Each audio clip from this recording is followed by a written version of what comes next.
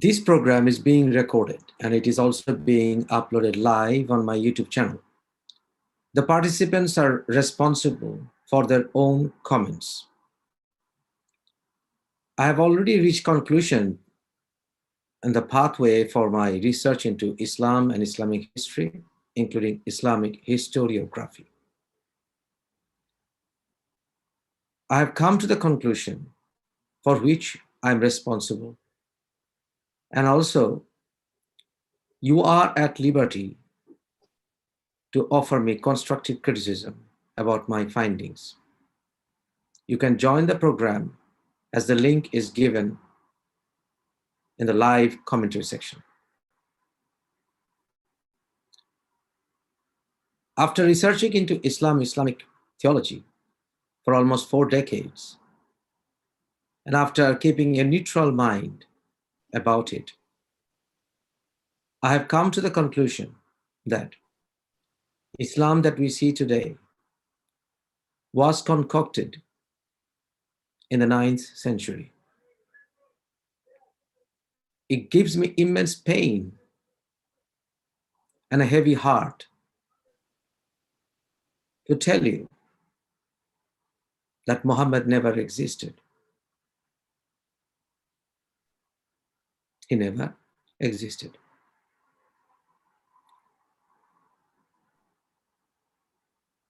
And he's not that important in history when it comes to Islamic theology, if you can really stick to the core teaching or instruction that Quran gives, that is, belief in one God.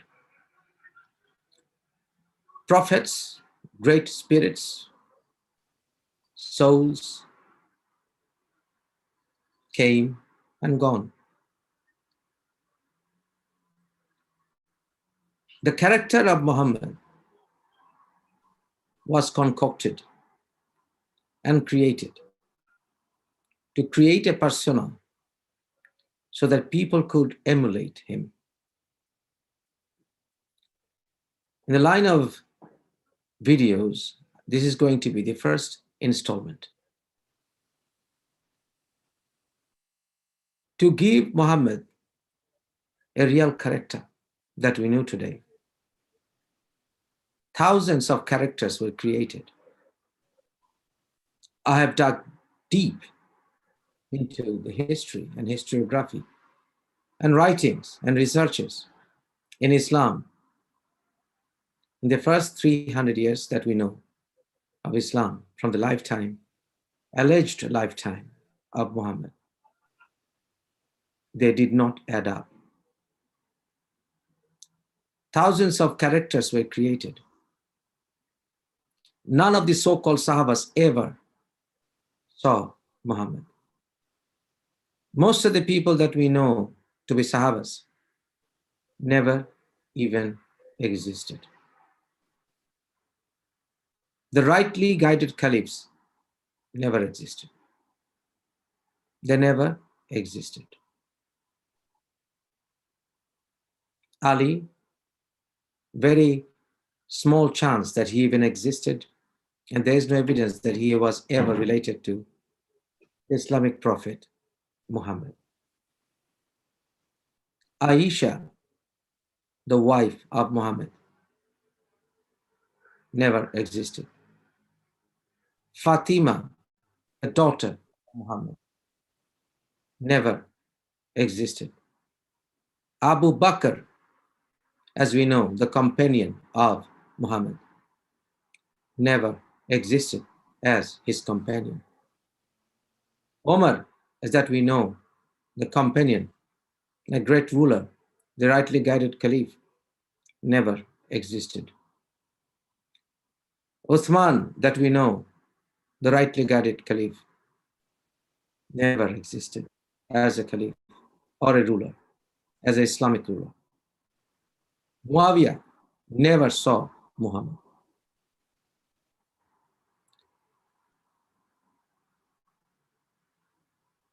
The pilgrimage that Muslims go today to Mecca, the Kaaba, was never meant to be the center for Muslims to circumvallate and to perform Hajj in the 6th, 7th, or the 8th centuries. The grave of Muhammad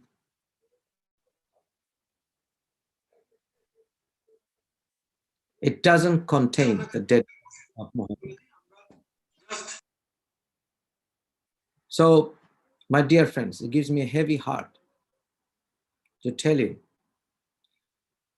thousands of ghost characters were created to create this religion that we know today. It is a synchronized religion which was based and collected from several collections from various centuries.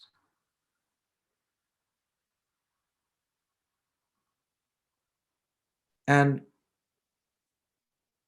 it really makes me suffer inside to tell you this, that all our lives we have been chasing ghosts. They never existed. I know that over the last 15 years that you are seeing me on social media and YouTube, you have seen my various transitions. These transitions, turns, change of mind came about mainly because these claims, Islamic claims, are based on lies. And I have been trying to keep an open mind about it. I never shut my eyes, I never shut my understandings, I never closed my ears. Our friends, the Orientalists and the Christian critics of Islam, made some claims over the last few years about Muhammad not existing. Some of them even claimed recently that the rightly guided caliphs never existed. But I will take you a step further, that the iconic characters of Islam of the first 300 years, almost all of them, or the majority part of them, did not ever exist. Now, how have I come about to this understanding? I've come to this understanding after researching into Islamic theology, because Islamic theology gives you all the clues, all the footmarks of such concoctions.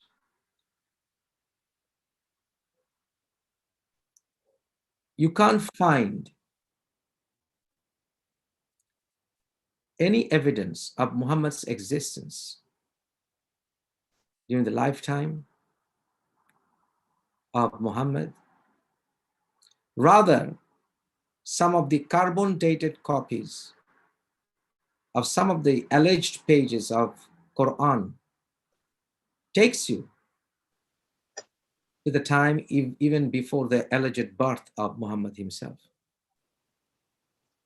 All the Muslims from around the world jumped when it was claimed that some of the pages which were found in Birmingham, in England, which contained some of the pages of the Quran, probably dates back to the time when Muhammad existed, proving that Quran did not change. But with a closer examination, it has been proven that at least well over 90% accuracy, the carbon dating takes Quran even before the time of Muhammad himself. But as someone who has been researching into Islamic theology,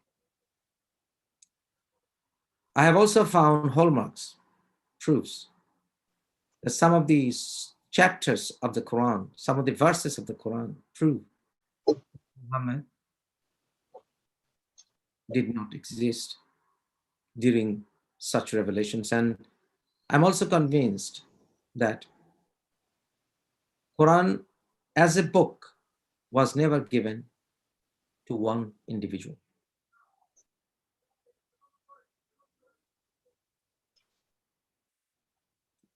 The surah, the chapter which contains the story of the elephant under the leadership of Abraha, allegedly, attacking Kaaba,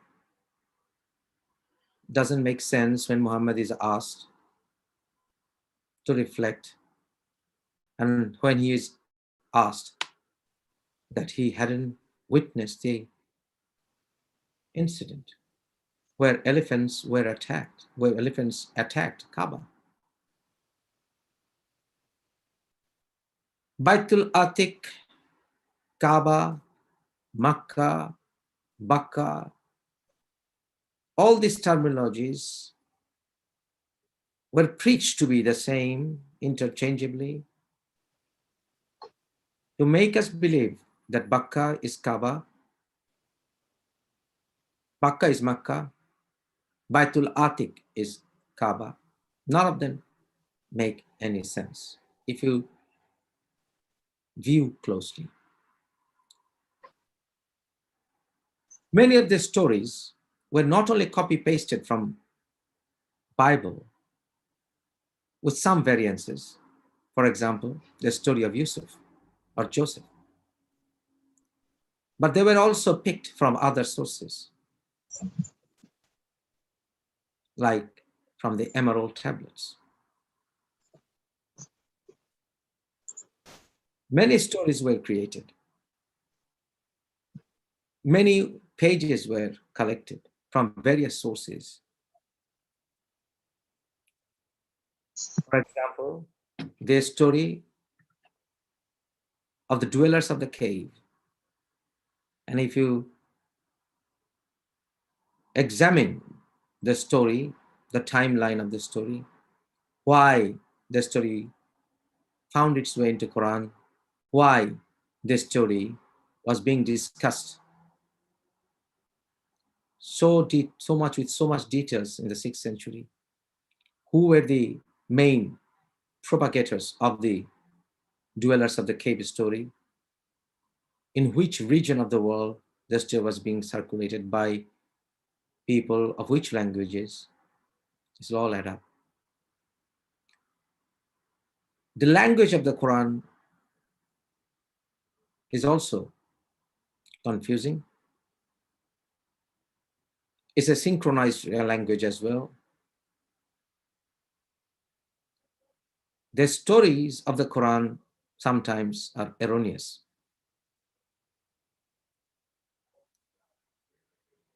The Arabic Quran that we see today borrowed from Syriac and many other foreign languages. I'm telling you these things because I'm a man who believes that I can die tomorrow, and I don't want to go to the grave by not telling you what I had in my heart. I am a believer in an all-encompassing power, but I don't know what that power is. I progressed from being an agnostic into someone who believes that we have a mystery. We're living in a mystery. And I also believe that I am connected. We are all connected somehow to one power, if you want to call that power God, Allah, Jehovah, Brahma, whatever you can. But I don't believe, when I say I'm a Muslim, in anything other than being a believer in one power. Now the question comes, how do I believe in one? That is another day's conversation.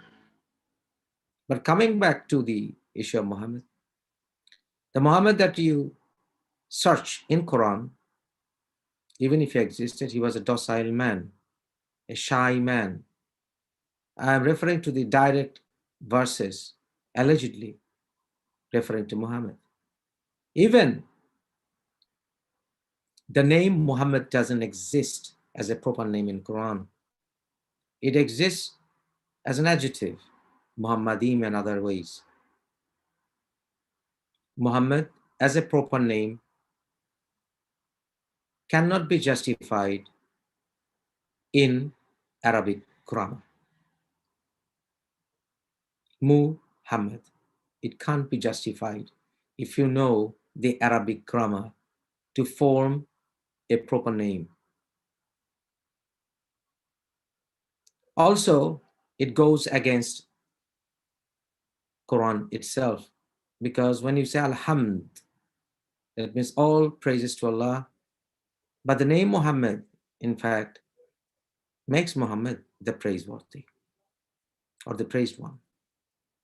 But Allah says you only praise Allah Himself in Quran.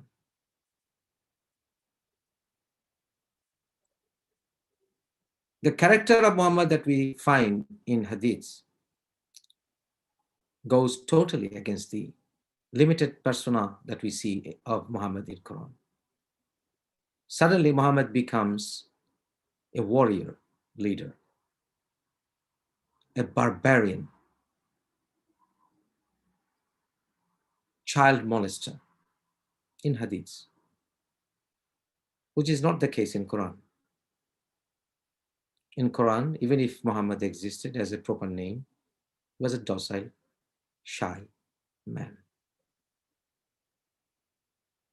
There's not a single verse in the entire Quran where it says specifically, without any bracket that we see in today's Quran, hey Muhammad, I have given you this Quran and take it to the farthest corner of the globe. Preach it. It's not there. The description of Jannah, or the heaven, if you read carefully, you will find it has all the cognitive character of the understanding of a man who lived 1400 years ago and was living in a desert. So that understanding could never be made universal. We are forced to change our understanding into becoming an Arab man, to be craving for Jannah, which is the dream of a man living in desert. So this is also something that you need to think. Doesn't add up. The languages of the various chapters of the Quran, the storytelling, there's no serial order. It keeps on jumping verse to verse, chapter to chapter.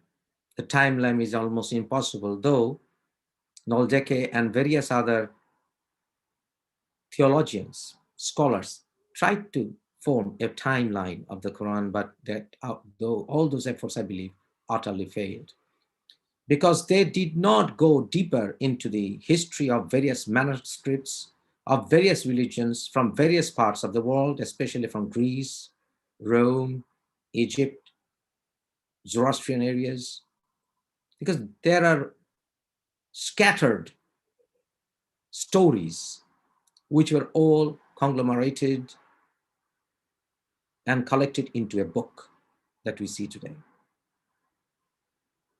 to be Quran. Abu Huraira never even existed.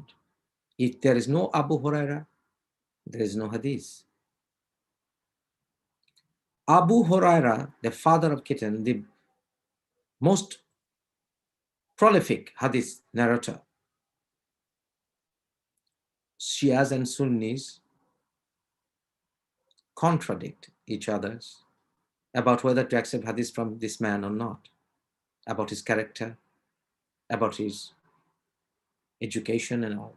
But I find it astonishing to accept that Muslims don't even know his full name or even proper name. There are 15 variant names, totally variant names of Abu Huraira, who went on to explain various hadiths.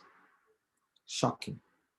None of the hadith narrators, none of the scholars until today could ever agree on the names of Abu Huraira. What was his actual name? Aisha and Fatima were the names of Ishmael in Bible. And somehow those two names were interpolated into Muhammad's life.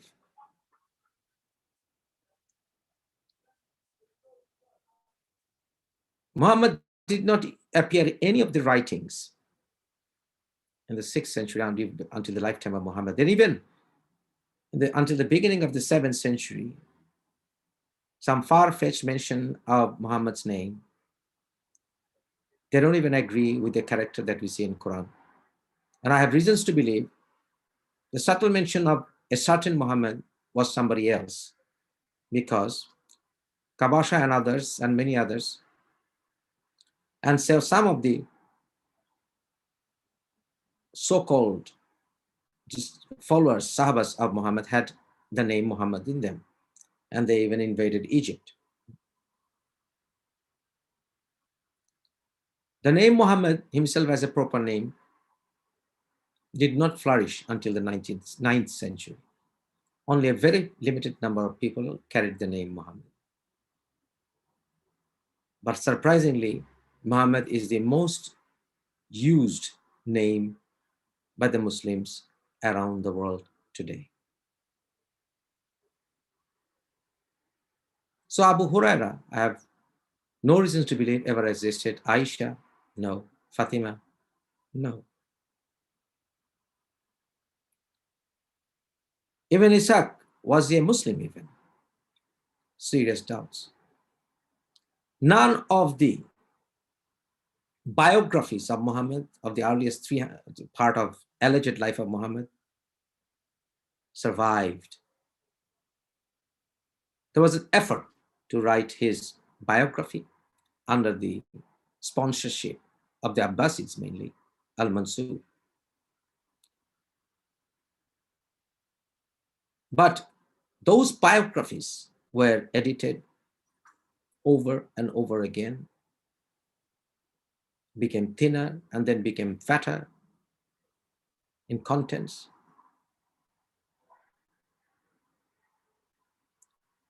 So those are totally unreliable.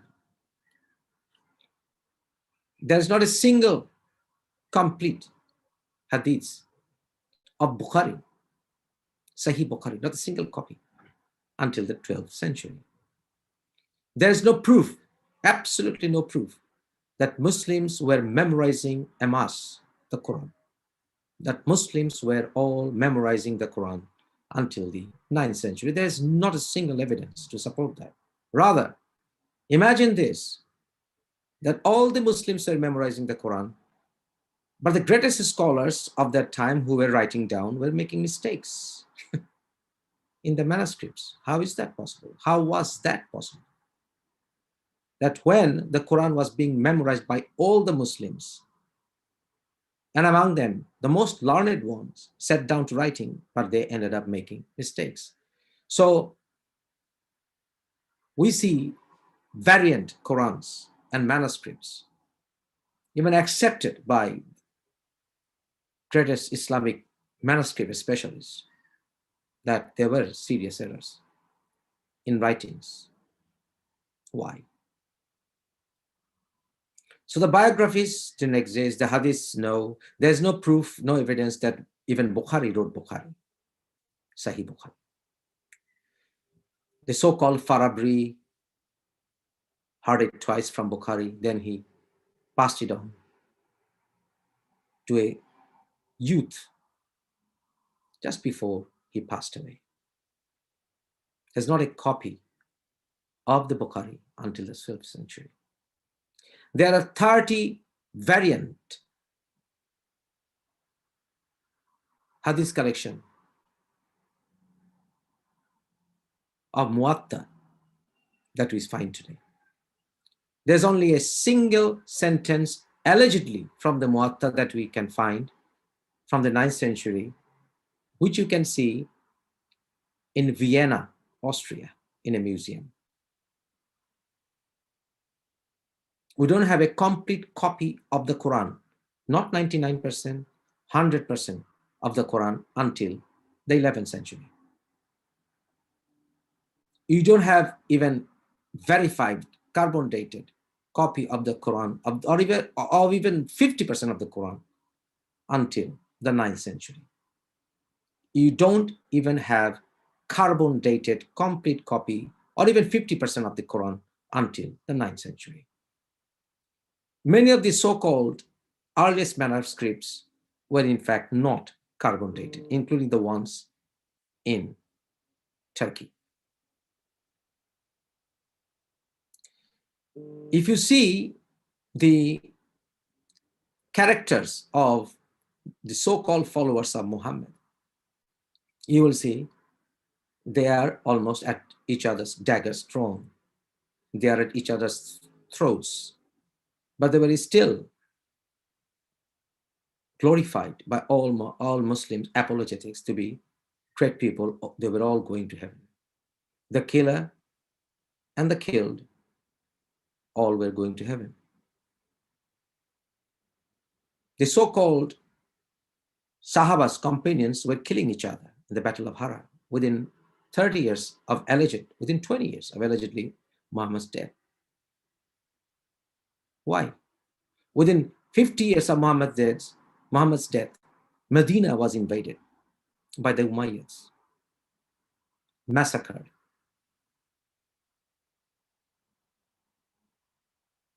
You can't really have any writing from the 6th, 7th, 8th century surviving today other than alleged pages from the Quran. Why? Why don't we see manuscripts, handwritten manuscripts, good content of manuscripts from the followers of Muhammad until the 9th century even? Any pages that we find, allegedly, they were from Quran. Why?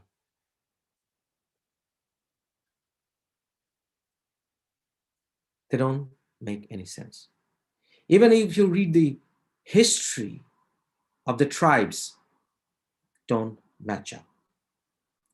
There's no evidence that the Umayyads ever, in fact, ruled Mecca or Medina until the lifetime of Muhammad, allegedly until the 7th century. The Umayyads were always living in the north, where we see today the Syria and Damascus in that region. The plague of Amwas spread in the 7th century, soon after alleged death of Muhammad. Why would Umayyads travel into this plague-prone area where thousands of people died to form a caliphate? Why thousands of Umayyads would travel to the north? Abu Jahl was the main man in Mecca.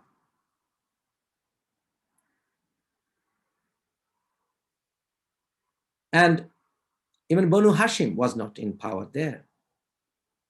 Abu Jahl's tribe should have been mentioned in the Quran. Abu Jahl's name was not even mentioned in Quran. Why?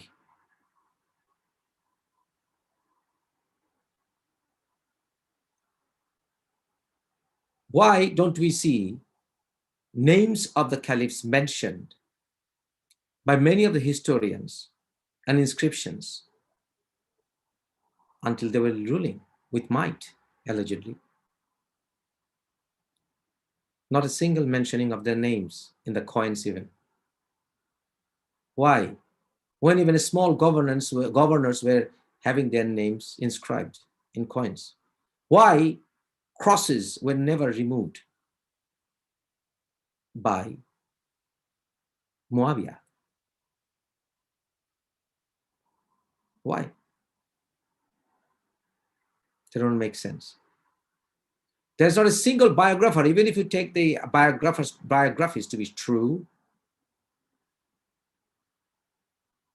you can't really find a clear mention by any of the biographers or by Ibn Ishaq, Ibn Sa'd, or anyone, Ibn Hisham, until the 9th century, that Muhammad was buried in a city named Yathrib, or even Taif, or even Medina. No mention that Muhammad was buried in Medina. It's not mentioned. The name Medina itself, in fact, it's very hard even from Quran to prove is the name of is a proper name. Rather, the name Medina refers to just a city, which is being used to describe many cities in various stories of the Quran. There's not a single verse in the Quran to say that you should go do Hajj going round the Kaaba in Mecca. Many of these stories were made up. Many of the other things were totally made up from nothing. Hajar Aswad, the black stone, can't find any proof. Everything in Islam, everything in Islam has serious contradictions. Everything. This is self-evident to the fact that they're all based on lies.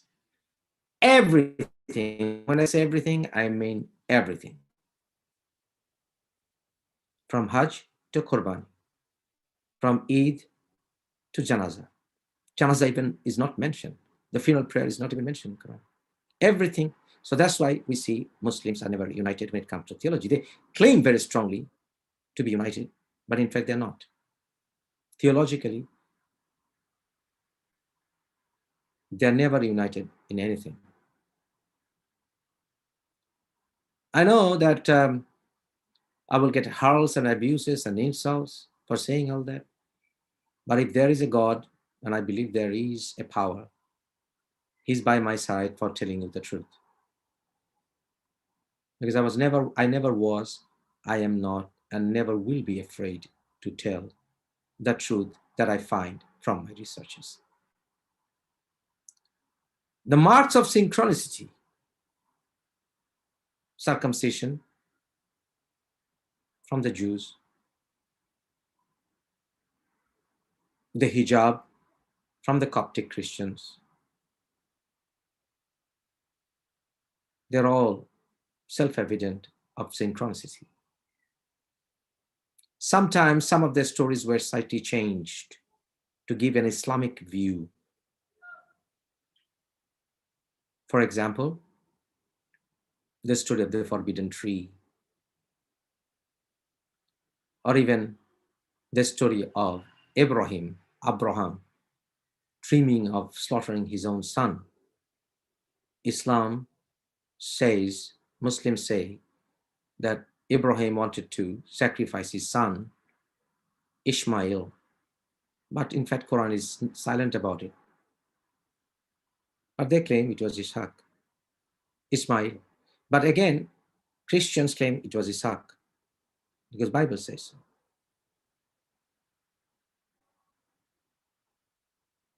The Quran sometimes has hallmarks of interpolations. For example, Surah 5, verse 93 and 95. If you read the word balaga, that you should slaughter the animal and deliver it to the Kaaba, like the Hindus, when they sacrifice the animals and they pour the blood on the idol. So where is the idol in the Kaaba? And why do we say, when you go to the Kaaba, I'm here for you? It's as if God lives inside the Kaaba. This goes against the very claims of Islam that God can't be seen with your eyes. And again, you can't see the Satan, as the Quran says, but you still go and pelt stones, the 3 basilicas in Mecca. So it is all confusing.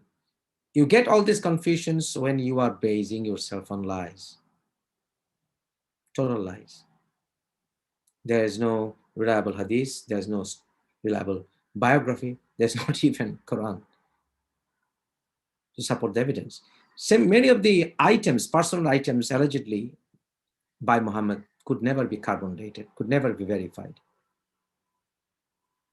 In 1964, in the Hazrat Bal incident, there were riots in Indian subcontinent because allegedly Muhammad's hair was stolen from one of the mosques in India, Kashmir. But suddenly the Indian government found the thread of hair back and it was placed and all was good. But was that carbon dated? Was the black stone ever scientifically tested? Can you archaeologically prove that Kaaba existed or stood on the ground of Makkah before the 9th century? Can't. There is no history behind it. That's why Muslim scholars hate researching into history, and they defend it by hurling abuses, threats, insults. When you have something to hide, you have something to lie. When your defense is hate, abuse, threat, harassment, banishment from the land, then you have something to hide. You have something to hide, you have something to lie. If you have something to lie, then your ideology must die out. But the problem is, many of the ex-Muslims even, many of the haters of Muslims, many of the haters of Islam, I'm a researcher, I don't hate anyone. But many of them will agree with the Islamists in one way. They will agree with the Islamists. They will say, the staunch atheists, the haters of Islam or Muslims. I'm talking about them who remained silent in the Christchurch mosque attack, when I condemned the attack, but they were silent. Those kind of ex-Muslims, they will try to tell you, Bukhari is telling the truth. Ibn Ishaq is telling the truth. Quran, yes, it was revealed. Why? Because they use these things to attack and insult Muslims. The same thing, the Islamists believe them to be true as well, but they follow it and kill people. So they both extremists on opposite sides agree on the authenticity of these hadiths, biographies, and the Quran itself, just to keep the game of hate going. But if you are an open-minded scholar like me, if you're wrong, you'll correct yourself. You'll find a better argument, you throw away the previous one. You will not care about what the common fools think, because you're not here to please anyone. You're not here to get some claps. You can say, how come Muslim scholars never spoke about it? Well, Yasir Qadhi just hinted, and the hurls of abuses that he received, that he had to keep his mouth shut. Muslim world was never free.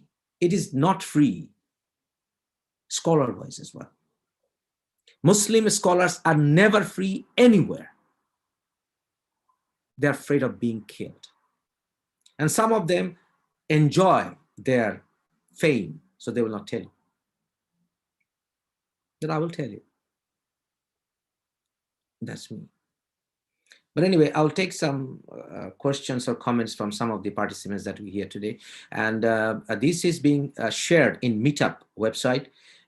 If you're someone who wants to participate, and our participants are increasing, the link, the Zoom link and the event links are given in the comment boxes, and you can check in the comment boxes after the program ended. Okay, anyone ask a question or opinion, please? Yes, Zabir. Assalamu alaikum, sir. I hope you are doing well. Sir, I have actually, first of all, we really appreciate your work and contribution on spending to do these kinds of intensive research. Speaking generally, how can an individual or a Muslim can find his way out from these misconceptions and misinterpretations of so-called this Islam?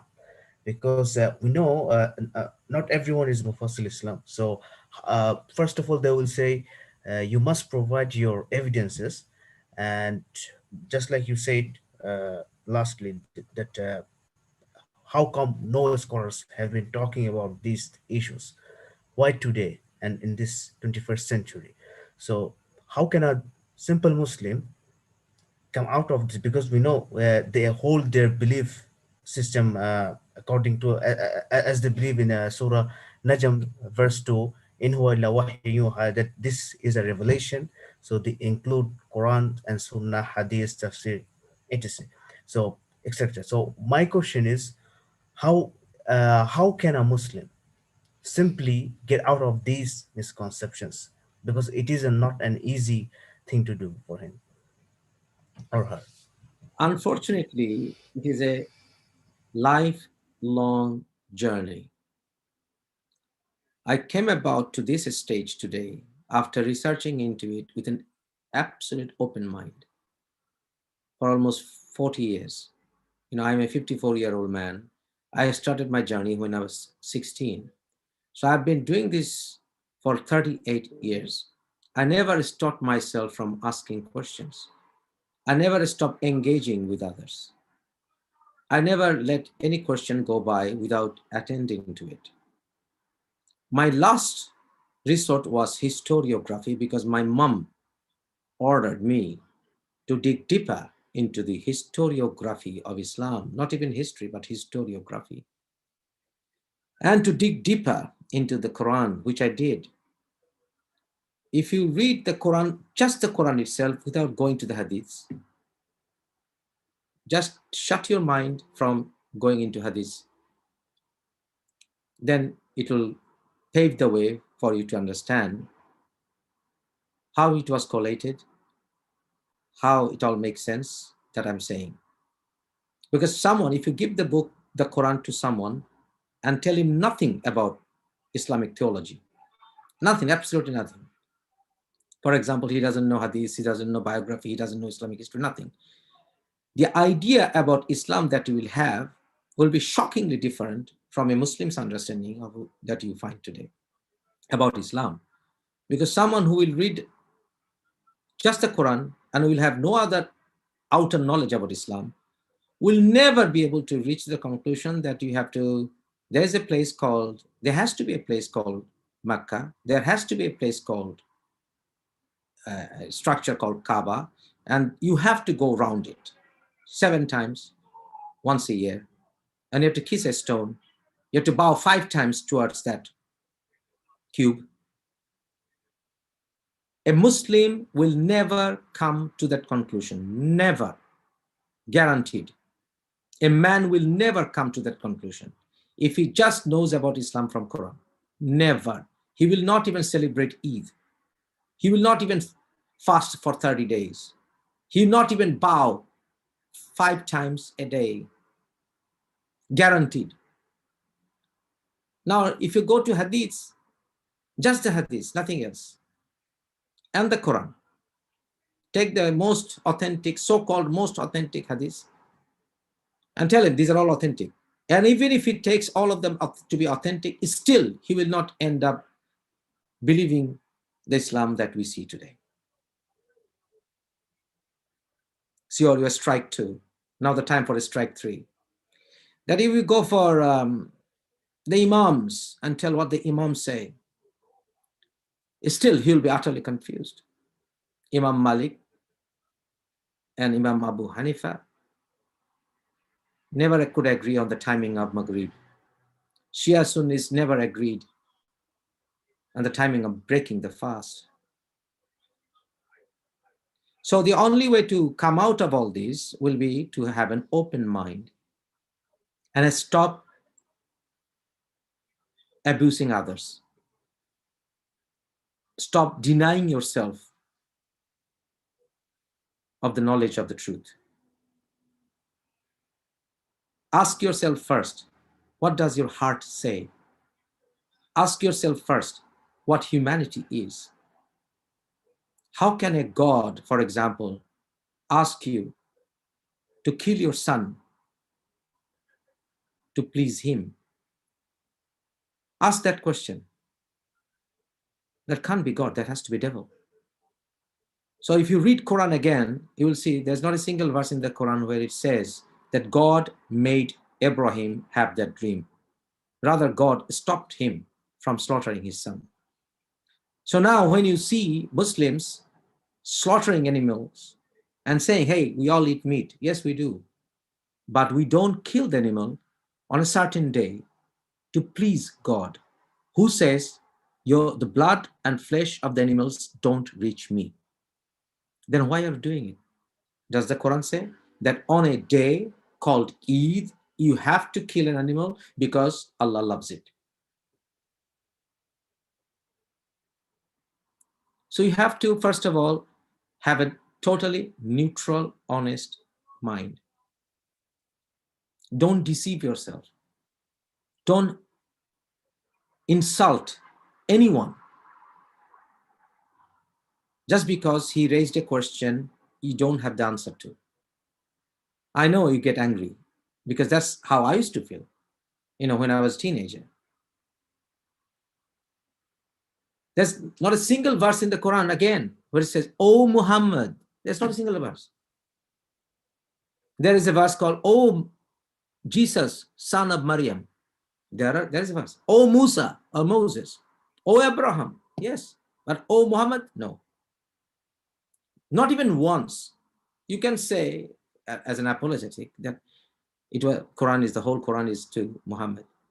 Well, how come he should not be told even once, even called once, "Oh Muhammad"? He says, "Oh Prophet, I've given you the kitab." Kitab doesn't necessarily mean the book, because the idea of a brochure or a book, a bound book, was not there in that region in the 6th, 7th centuries. So the way to get out of it is to ask questions, stupid questions, that you may find that questions to be stupid. Einstein said all of his greatest inventions came about after his absurd thinkings. So you have to ask absurd questions. Be ready to ask yourself absurd questions. Totally absurd questions. For example, why should I pray? The God who knows me better than I know myself. The God who knows what I should need, right? The God who speaks all languages, even the words that I cannot express. But I have to pray in a certain language, on a certain way, raising the finger in a certain way, bowing on a certain manner, touching the nose in a certain manner. Otherwise, he will not listen to me. What need does he have for that? Absurd question. But the answer is not absurd. Answer is challenging, which you may not be prepared to engage with because your mind is brainwashed. You are afraid to question your parents because you know that there was a prophet who wanted to kill his own son for the sake of God. So your dad might end up killing you for asking that question. That fear is embedded in your heart from your childhood. Fear. Win over fear. Don't be greedy. Be prepared to give up everything and everyone. You will know the truth. Yeah. That's the way to free your mind. Word for word. There was a time when people used to tell me, Mufassir, you don't know Arabic. I said, well, hell I do. I have done intensive research into the words of Arabic even. And shockingly, the result was not very pleasing. So that's me. Irfan Majumdar, you have any question? Or do you have any opinion? Salam, sir, and greetings to everyone for attending the program.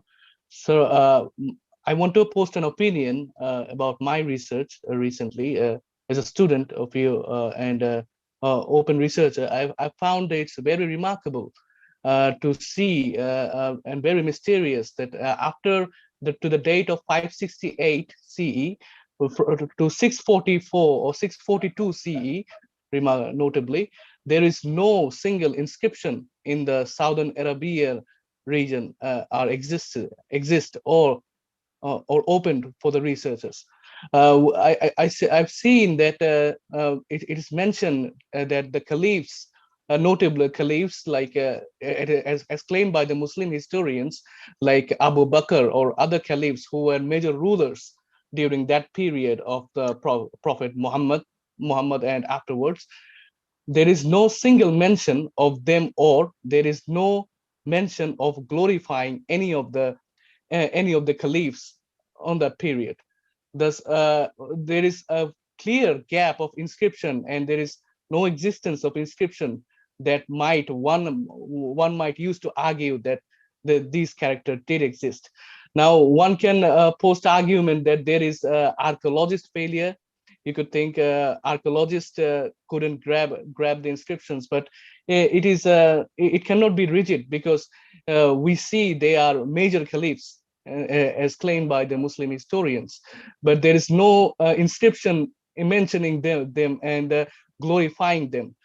We see the inscriptions of Muawiyah, as you mentioned, and we see that he existed in Syria, but there is no no contemporary to say that he have seen Muhammad or was involved into the caliphs or during period of that time.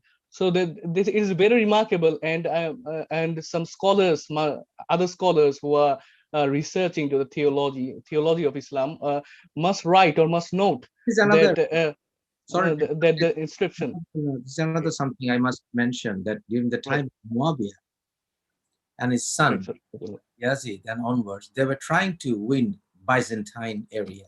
You know, they were trying to go into what you know today as Istanbul. You know, around that area, they were trying to win over from Christian rulers. Right. But surprisingly, John of Damascus, who was very powerful and a Christian priest, were criticizing Muslims left and right, was there until the end of almost the end of Umayyad period. John the Damascus and his father, Damascus, right? Christians. They existed, correct. That don't make sense. They don't make sense, you know. Well, So- but the notable thing is the major caliphs did not exist, and any scholar who are researching on theology must mention that there is no inscription and no archaeological evidence of the first major caliphs, which you have mentioned. Even that the they word never caliph is existed. not even in use. Yeah, Amir was used later. Yes, Amir was. First, Even right. after Muawiyah, Amir was used. The name, Right. the title caliph was not even in use. Right. So So it's just a blank one Absolutely. that gives us the absolutely. traditional history. So now coming to the issue of creating Islam by the Abbasids, you know, the House of Wisdom, Bait al-Hikmah in Baghdad, there are some serious engagements in theology. You know, they were collecting from Greeks and other sources, even from right. Hindus, from Buddhists, because during Harun al-Rashid, the Barmakid Buddhists had huge influence. So they were all collecting from theological sources. And Al-Mansur also was the main sponsor of Ibn Ishaq. The biography was written. Islamic theology was very much of interest to the Abbasids during the troubled times. And also, Islamic jurisprudence flourished during Abbasid times. Everything was happening during Abbasid times. Why?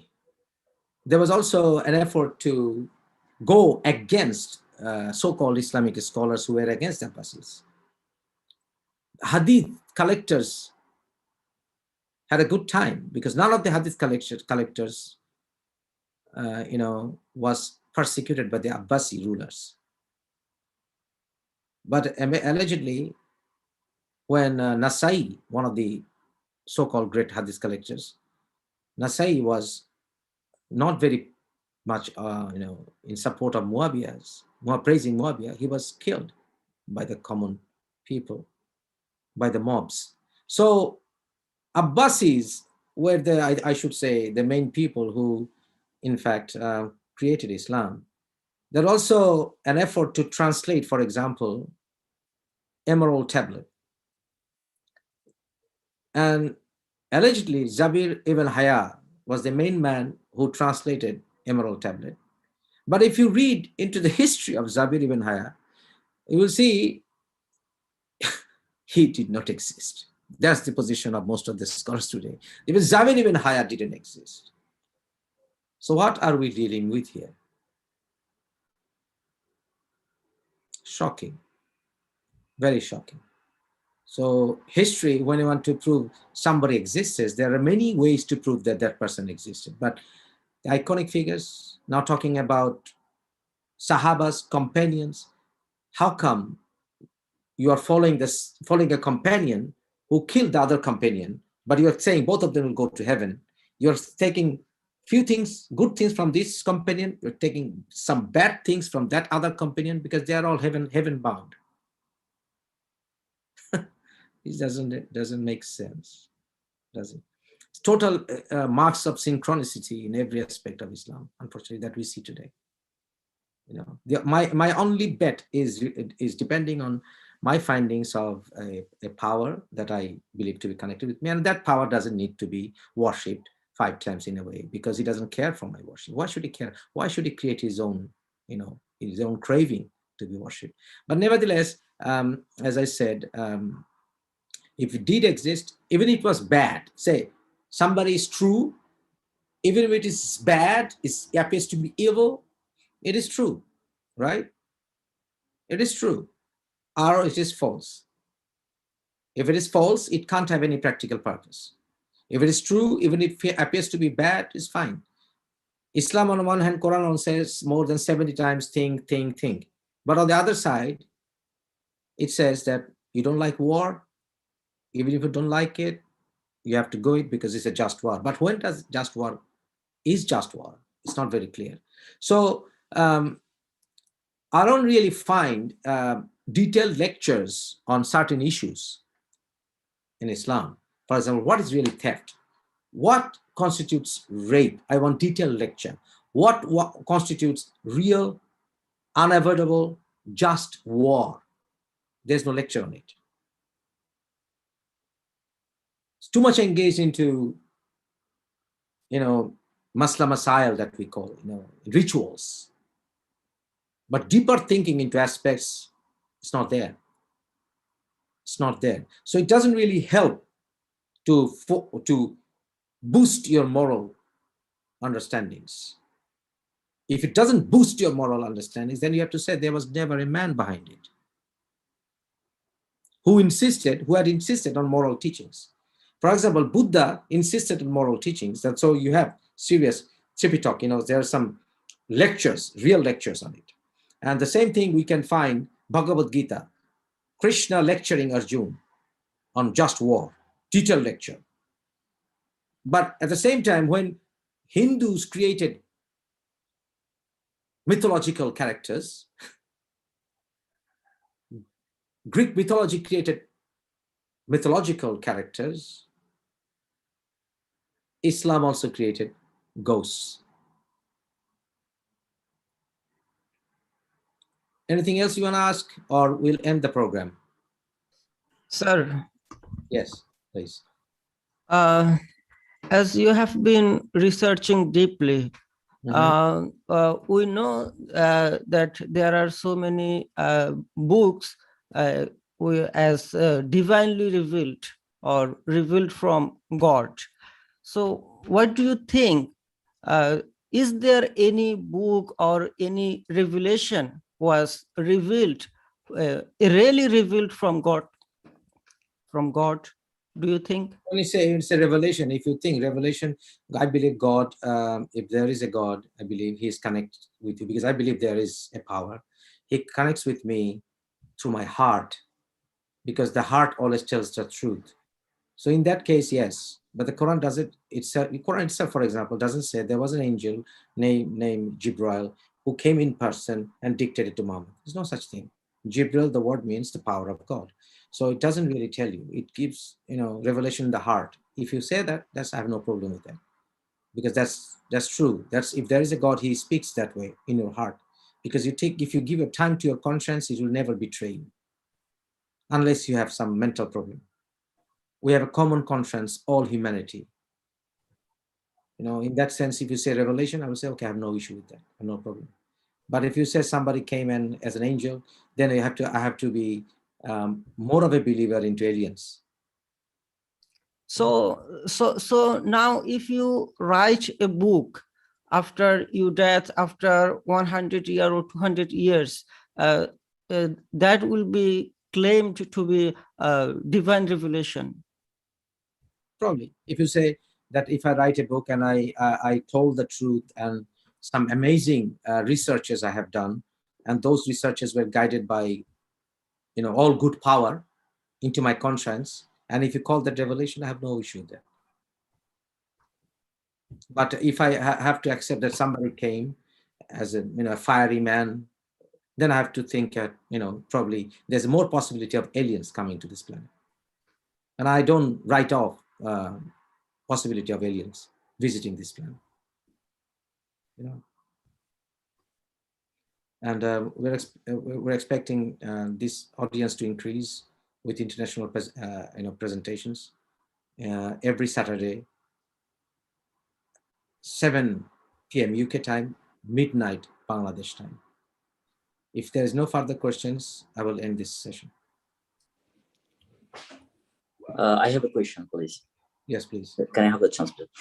Actually, I'm coming across a long way actually to maintaining all the rituals, what Quran and Hadith says about it. But actually, I'm listening to you for a long time, and actually, I'm asking myself as well and researching, trying to understand what was there to pray to God or something like that.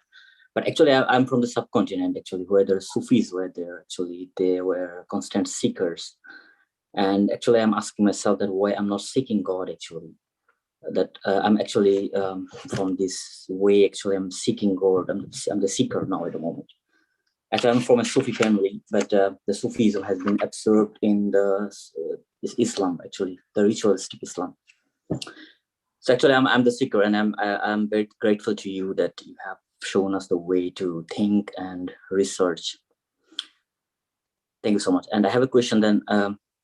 What was the purpose actually to make the Islam as a religion? Right.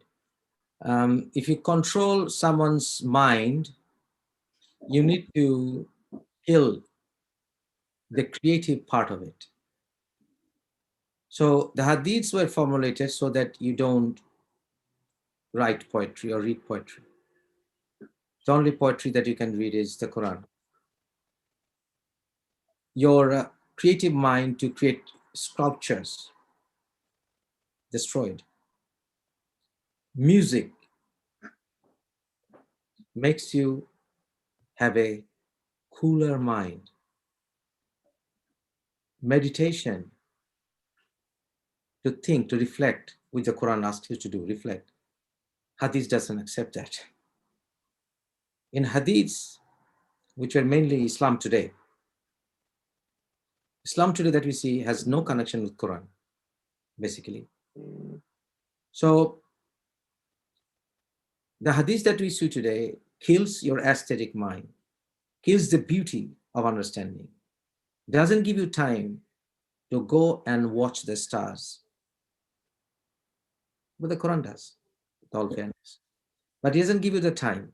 So it kills your creative mind. When it kills your creative mind, it kills your freedom of thought. When it kills your freedom of thought, the only pleasure you get is in violence. You are always on the toes. You seek pleasure in depraved means, in rapes, in wars, in being violent, because you are you don't have a cool mind. So you can be used to seek pleasure in the armed forces, in killings, in finding enemies, and always in fear of being attacked, because a soldier is.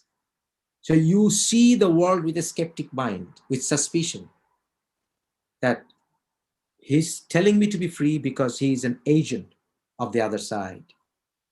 He's being paid by the Christians, he's being paid by the Jews, he's being paid by I don't know what.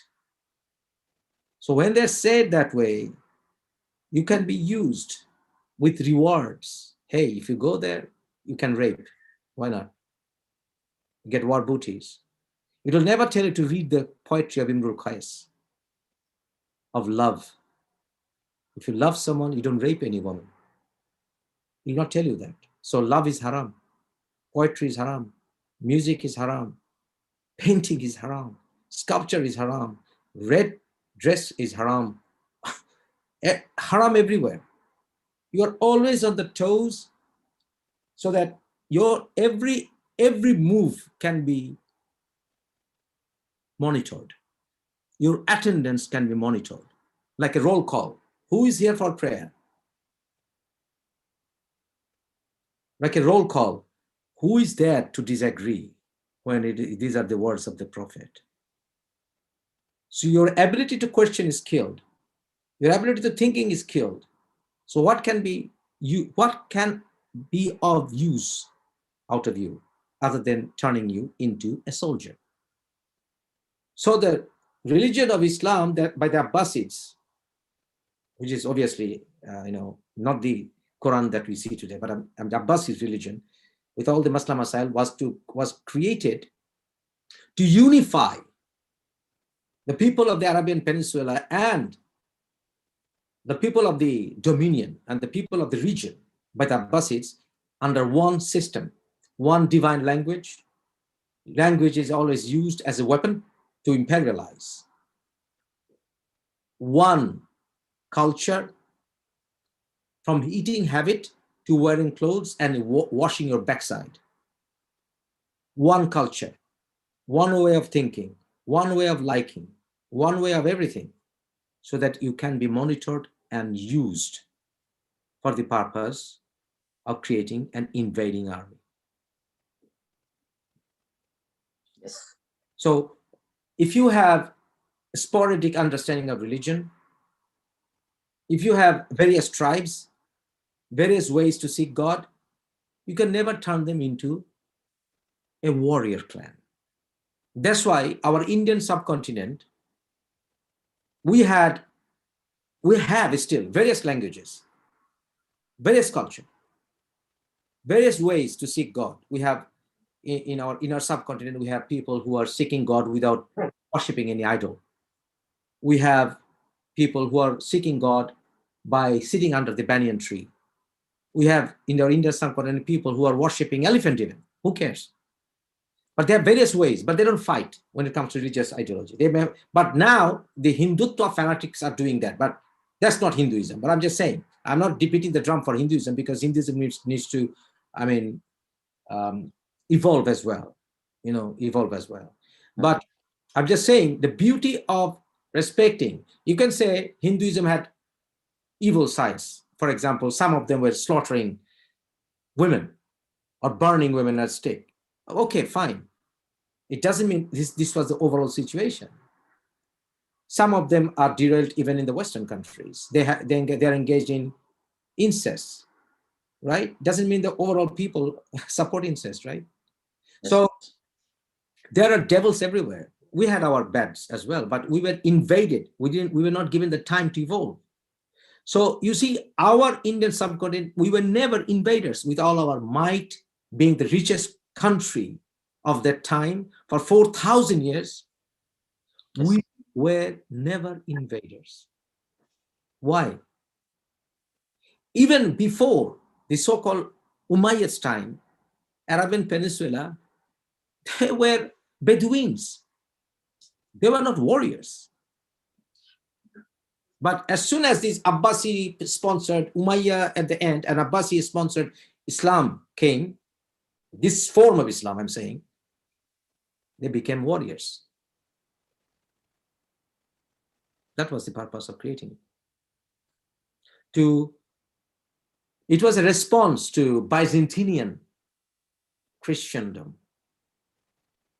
It was just a response. You know, that if you in your religion you have this, we have as well. You have, why do you want to join them? They have circumcision, we have circumcision. Who cares if it is Quran or not? They have Antichrist, we have Dajjal. Who cares if it's not in Quran or not? They have promised Messiah, we have Mahdi. Who cares if it's in Quran or not? You know what I mean? Yeah, yes. So it is a collection of, they have, on the other hand, they have Shiva, we have Blackstone. Yes. They have Ganges, we have Jam Jam. They have Himalayas, they worship, we have Safa Marwa. Who cares if the Quran says you have no blessings or no harm? The Quran doesn't say if you go around it, you know, you will have blessings. It doesn't say that. It says you don't have any. How can it be harmful if you're going to for a visit to Tower Bridge in London? It is no harm. So the purpose was simply to create a response to the Christian, Judaic, Zoroastrian way of living. Even they collected from Zoroastrianism. The 5 times timing they collected from the Zoroastrians. You know, even from the pagans, Yes. Darbadan, the water goddess.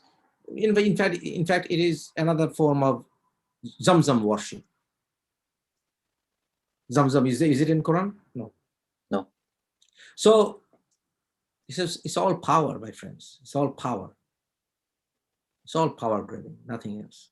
It's an ancient political force, unfortunately. Thank you, sir. Thank you. Anything else? Not Then from that's fine. So we will be here again every Saturday, 7 p.m. UK time, midnight Bangladesh time. Thank you, and join us in Meetup. Links are given in the comment box below.